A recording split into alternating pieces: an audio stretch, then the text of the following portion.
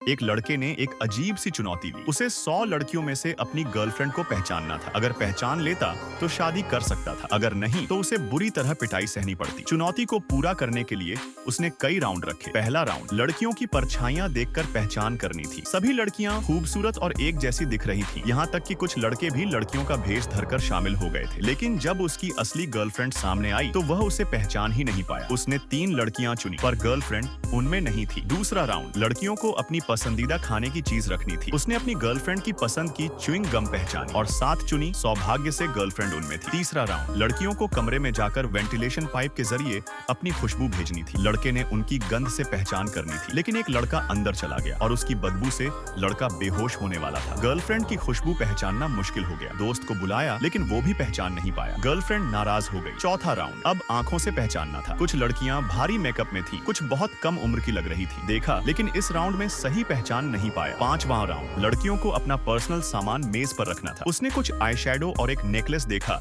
जो गर्लफ्रेंड जैसा लग रहा था। आखिर में 7 लड़कियां चुनी जिनमें गर्लफ्रेंड थी। छठा राउंड, अब बारी थी हाथ पहचानने की। उसकी गर्लफ्रेंड नेल आर्ट कराती है तो उसने बिना नेल पॉलिश वाली को हटा दिया। कुछ के हाथ मोटे थे, कुछ ने अंगूठियां पहनी थी, वो भी हटा दी। आखिर में 7 लड़कियां बची जिनमें गर्लफ्रेंड थी। आखिरी राउंड, हर लड़की को उसे थप्पड़ मारना था। गर्लफ्रेंड ने पहले एक बार उसे थप्पड़ मारा था और वह यादगार था। कुछ ने प्यार से मारा, कुछ ने जोर से। गर्लफ्रेंड ने हल्के से उसके गाल को छुआ। लड़के को लगा ये वही है और उसे चुन लिया। 100 थप्पड़ों के बाद उसका चेहरा सूज गया था, लेकिन आखिरकार उसने 3 लड़कियां चुनी और गर्लफ्रेंड उनमें थी। तो उसने चुनौती जीत ली। अब आप बताइए, अगर आप होते तो क्या अपनी गर्लफ्रेंड को पहचान पाते?